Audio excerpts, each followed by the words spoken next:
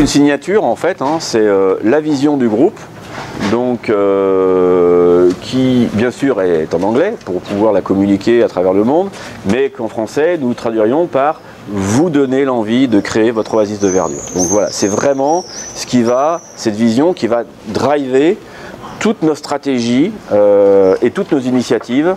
On veut donner l'envie de créer un oasis de verdure. Alors, pour l'anecdote, quand on a défini, c'est une chose intéressante aussi, c'est que en changeant d'actionnaire, donc en tant que patron de région maintenant, je participe aussi au comité de direction du groupe, et c'est là où on définit tout. Avant, c'est vrai que ça nous venait des États-Unis, etc. Là, on a l'impression de participer un peu plus, donc c'est intéressant. Et justement, on s'est posé la question, les mots sont importants. En fait, on a beaucoup notamment discuté sur jardin. On a dit, ouais, vous créez un beau jardin, ou vous inspirez à faire un beau jardin. On a dit non, jardin, c'est trop restrictif. On veut vraiment faire oasis de verdure. Et c'est important que je fasse ça, parce que je vous dis ça parce que dans les futurs, on veut aussi beaucoup se développer sur ce qu'on appelle le urban gardening, ou en tout cas le développement du jardin dans les villes.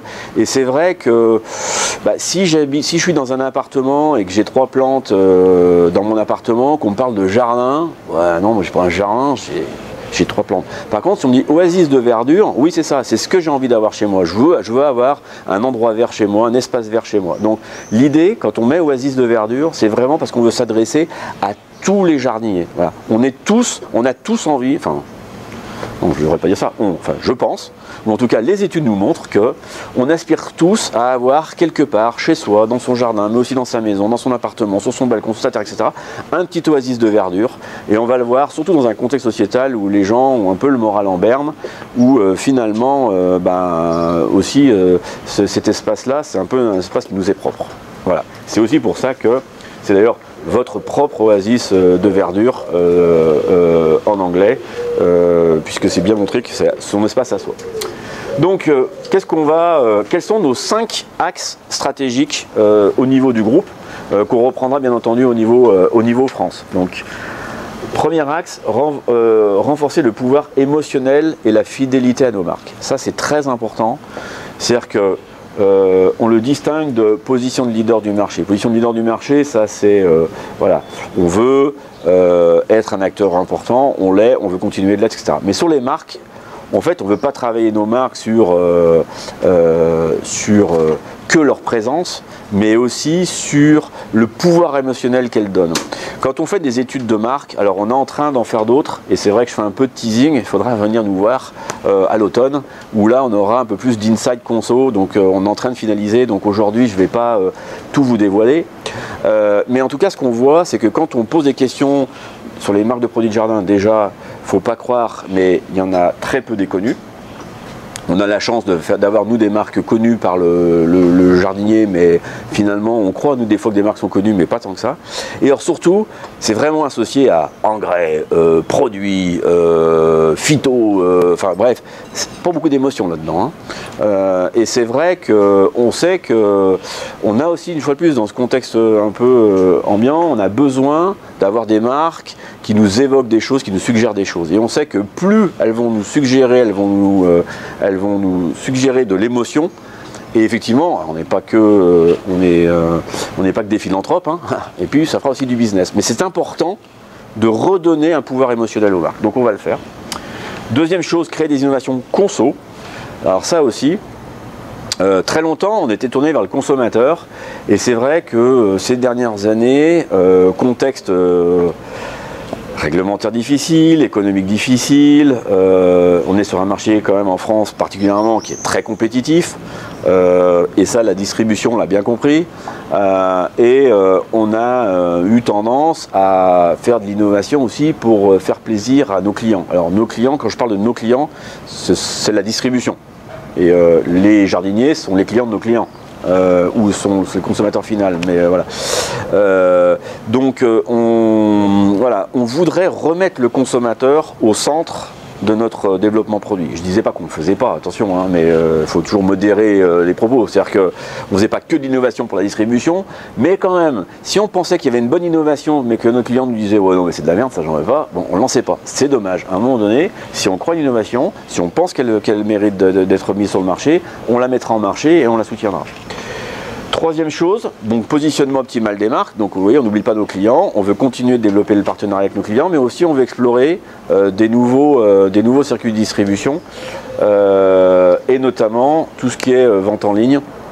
Quand je regarde les ventes qu'on fait sur Amazon, Cdiscount, Mano, etc. en France, c'est quand même très peu par rapport à d'autres pays européens. Alors c'est vrai que le français achète moins sur Internet que l'anglais ou le hollandais par exemple, mais quand même, là aussi c'est inéluctable, c'est quelque chose qui va se développer, on se doit d'être présent. Et ça aussi, c'est pas que être présent en disant voilà, je fais un référencement et tout va bien. Ça sera même dans la façon dont on va penser nos emballages. Par exemple, quelque chose d'important, c'est que la visibilité d'un emballage en linéaire et la visibilité d'un emballage sur Internet n'est pas du tout la même. Donc ça va aussi, si vous voulez, cette approche de vouloir se développer sur la vente en ligne, va aussi guider la façon dont on veut gérer la face avant de nos emballages, par exemple. Niveau d'excellence opérationnelle, j'ai dit, etc. Donc là, tu as raison, je vais aller plus vite parce que comme ça décline les choses. Même si on m'a dit que j'étais pas pressé, alors mais dites-moi si c'est un peu trop long, j'accélère, je coupe, etc. Bref, donc se concentrer sur les marques fortes, investir en publicité, on va le voir. Créer des innovations conso, je l'ai dit. Des partenariats durables avec les distributions de la vente en ligne, je l'ai dit. Des parts de marché, oui, alors voilà, on veut être leader, donc ça, on veut de toute façon renforcer nos parts de marché, ça c'est clair. Hein. C'est pas juste donner de la valeur à nos marques, on est content d'avoir des innovations, puis tout ça, ça fait qu'on on se fait prendre des parts de marché. Non, on veut continuer de renforcer nos parts de marché, même si en ce moment, je vous le cache pas, le fait qu'on est sous-investi il y a quelques années, parce que c'est ça aussi, c'est que le problème, c'est qu'on voit le résultat maintenant. Alors des fois on me dit, ouais mais Guillaume, voilà, alors est-ce que Scott va réinvestir, donc maintenant Evergreen Garden Care va réinvestir, parce que oui, si, ça fait depuis 2014 qu'on a réinvesti, de manière importante, mais c'est vrai que pour mettre un produit sur le marché, entre la recherche, son élaboration, les tests et la mise en marché, c'est long. Donc en fait, depuis 2014, on a remis des moyens. Et donc c'est pour ça que maintenant, on s'est remis à niveau. Aujourd'hui, en 2018, on a franchement la même offre que ceux qui ont accéléré un peu plus vite. Ce que je rappelle aussi souvent, c'est que ceux qui ont mis les premiers produits naturels sur le marché, je le sais parce que j'étais stagiaire, hein, c'était en 1991, c'était la gamme Cabi Environnement chez Gamme-Vert. À l'époque, il y avait de la Rotedone qui est interdite depuis, hein, mais voilà. Et donc, on avait une belle gamme bio qui avait été lancée à ce moment-là. Donc, le bio, c'est pas non plus quelque chose de récent chez Evergreen Garden Care. C'est quelque chose qu'on travaille depuis longtemps, mais c'est vrai qu'on travaillait comme une gamme complémentaire, et c'est vrai que dans ces dernières années, on a accéléré. Ce qui est important, le taux de service, on est reconnu depuis de nombreuses années, en tout cas c'est ce que nous disent nos clients. Je pense que Marie-Pierre pourra le confirmer, mais en tout cas ces dernières années on nous disait voilà, excellent taux de service, très bonne logistique, etc. Ça c'est vraiment un point important, l'excellence opérationnelle, que ce soit en logistique ou en production. On n'est pas sur un marché saisonnier. Pour moi, marché saisonnier, c'est Noël. Noël, ça vient tous les ans, le 25 décembre. Qu'il pleuve, qu'il neige, qu'il fasse beau. Nous, on est sur un marché météo-dépendant. C'est-à-dire que la saison, elle peut démarrer le 1er mars, comme elle peut démarrer le 1er mai. Ça va dépendre du climat. Par exemple, cette année, hein, je crois qu'à fin mars, on était tous en train de se dire « aïe, aïe, aïe, c'est parti comme 2013 ». Et puis finalement, à fin juin, on se dit « oh bah tiens, c'est plutôt bon comme 2016 ». Donc quelque part, c'est bien le fait qu'on est tiré par la météo. Donc ça veut dire aussi qu'il faut être capable de réagir très très vite en termes de production et très vite en termes de livraison. C'est pour ça que c'est quelque chose d'important, parce que le marché, enfin, malgré tout le business, il se fait sur peu de semaines, et votre client, si vous n'êtes pas capable de lui livrer les bons produits au bon moment, en bonne quantité, il n'est pas content parce qu'il a raté sa saison et vous avec. Donc c'est important. Et donc des nouvelles catégories, des nouveaux territoires. Alors des nouvelles catégories, c'est pareil, on ne va pas forcément vous en parler aujourd'hui, on y reviendra à l'automne, mais c'est des choses sur lesquelles on travaille déjà et qu'on souhaite mettre en marché dès l'année prochaine. Et des nouveaux territoires, donc je vous ai parlé des Pays-Bas, hein, donc ça y est, on a racheté Pocon Naturado et on est en train d'explorer donc d'autres opportunités en Europe du Nord, en Italie et notamment de l'autre côté de l'océan Pacifique. En France, si on parle un peu de la France, je vous disais, double contexte, contexte sociétal et contexte réglementaire. Contexte réglementaire qui nous accélère vers le 100% naturel, donc je rejoins le 100% naturel, et puis contexte sociétal, je vous en parlais déjà, sur cette volonté d'avoir son propre oasis de verdure. Si on va plus loin, je vous ai dit aussi, on va focuser sur nos marques. Parce qu'on veut construire sur nos marques pour parler au consommateur final, qu'on va mettre tout au centre de nos stratégies. Donc, en ce qui concerne nos marques, simplement si j'en parle ici, Fertiligène, ça va être la marque pour tous les jardiniers. Alors, tous les jardiniers, ça veut dire jardinier néophyte, jardinier expérimenté, jardinier urbain, jardinier rural, jardinier jeune, jardinier un peu moins jeune. Voilà. Donc le jardinier qui cherche des produits naturels, celui qui en cherche pas mais qui en aura quand même parce que de toute façon dans pas longtemps il n'y aura que ça. Voilà, donc vraiment tous les jardiniers, la marque pour le jardinier c'est Fertiligène. D'accord? Ensuite, on va parler au consommateur de KB en lui disant KB c'est la marque qui protège ta maison des nuisibles. Donc KB, ça va être la marque des rodenticides, enfin des raticides, et la marque des insecticides de la maison, des insecticides ménagers, d'accord? Donc c'est vraiment, on va parler aux consommateurs comme ça. Petite parenthèse, on est entre nous, la distribution spécialiste n'est pas là. KB sera quand même, on aura quand même toujours des produits KB, engrais, phyto, etc. pour tout ce qui est circuit alimentaire, donc les hypermarchés, supermarchés. Pourquoi? Parce que vous le savez, en France, c'est difficile d'avoir la même marque dans tous les circuits. Il n'y en a qu'une qui y arrive, pardon, c'est Roundup, vu sa notoriété, sa demande. Mais sinon sur les autres, c'est quand même compliqué. Certains le font plus ou moins, voilà, en adaptant les formats. Donc vous pouvez adapter vos formats.